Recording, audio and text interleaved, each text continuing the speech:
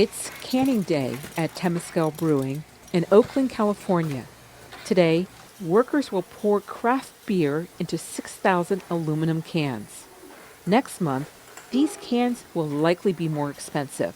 President Donald Trump recently signed an executive order raising tariffs on steel and aluminum. Imported aluminum will face a 25% tariff, up from Trump's 10% rate during his first term in office. Steel imports will also face a minimum 25% tariff, as Trump said he would no longer exempt any countries from his 2018 duties. This is the beginning of making America rich again. The Trump administration aims to boost U.S. manufacturing, particularly the U.S. steel and aluminum industries, which have struggled against cheaper imports.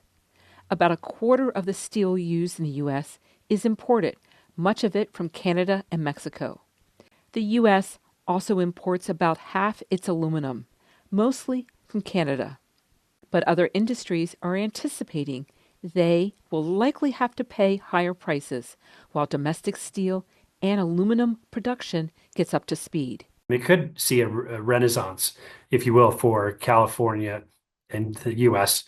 Steel and aluminum industries, which would be a very good thing for our economy. The negative impacts are felt by everyone else. Those could include increased costs that cut across many industries, he said. Steel and aluminum are ubiquitous. They're everywhere. They're needed everywhere. Construction, building factories, just the impact. Cars is another good example. We need it in our everyday lives. Here at Temescal Brewing, the focus is on getting beer canned and out.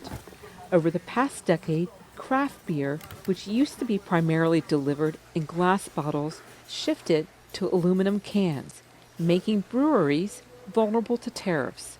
You know, for a lot of small places, it could be being open or closed due to, tariff rising and everything. It's not something that we're stoked on.